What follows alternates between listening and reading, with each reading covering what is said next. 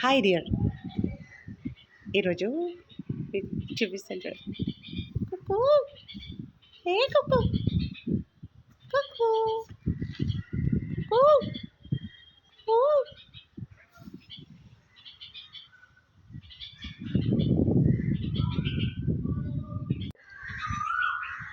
ఇదండి మన కోకిల గారు.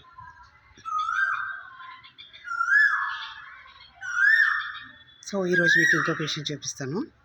యాక్చువల్లీ నేను విశాలమైన స్థలంలో ఉండినప్పుడు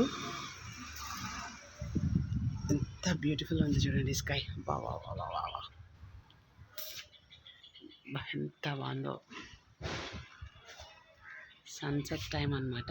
ఓకే, ఎందుకు నేను ఎందుకు తీస్తున్నానంటే చాలాసార్లు చెరుకు పండించడానికి చాలా ట్రై చేశాను.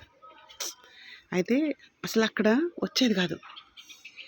ఇక్కడ చూడండి, జస్ట్ టబ్లో పెట్టాను. అంటే చెరుకు ముక్కలు తీసుకొచ్చారు. తెచ్చినప్పుడు ఆ చెరుకు ముక్క కొంచెం ఫంగస్ పట్టినట్టుగా బ్లాక్గా అనిపించి చివరిలో ఇంక తినకుండా తెచ్చి ఊరికినే దీంట్లో వేరే మొక్కలు ఉండేవి ఆ మధ్యలో పెట్టాను అనమాట. వస్తే వచ్చింది, లేకపోతే లేదు అని చెప్పి.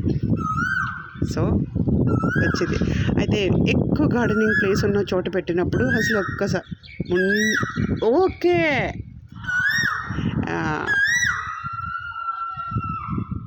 గార్డెనింగ్ ప్లేస్ ఉన్న చోట పెట్టినప్పుడు అసలు రాలా. చూడండి, ఇరుకులో విశాలత అంటే ఇదే అనిపించింది నాకు. తర్వాత ఇంకొకటి చూపిస్తాను రండి. ఇక్కడ నాకు కిచెన్ సర్దుతున్నప్పుడు కాకరకాయ విత్తనాలు గతంలో దొరికితే తీసుకొచ్చి జస్ట్ ఇందులో వేసాను అనమాట. ఇదో కాకరకాయ విత్తనాలు. సో అక్కడ ఎన్నిసార్లు కాకరకాయలు పండించడానికి నేను ట్రై చేస్తే ఉడతలు, పందికొక్కులు ఏవో తినేసేవి. ఇక్కడ చూడండి, అసలు ఇదేమో పాట్లో వేసాను. ఇదండి, కనబడుతుందా కాకరకాయ? ఏదో ఇక్కడ ఒకటి బుల్లి కాకరకాయ. అసలు ఇది ఎదిగాక తీద్దామని అనుకున్నాను. ఇదో బుల్లి కాకరకాయ. సో దేవుడు మనం ఎక్కడున్నా, మా దేవుడు మనం ఎక్కడున్నా అక్కడ ఇలా కృప చూపుతారు. సో ఇరుకులో విశాలత కలుగజేయవాడు అని ఇంత విశాలమైన ఆకాశ మండలాన్ని సృష్టించిన ఆయనకు సమస్తము సాధ్యమే. Beautiful sunset.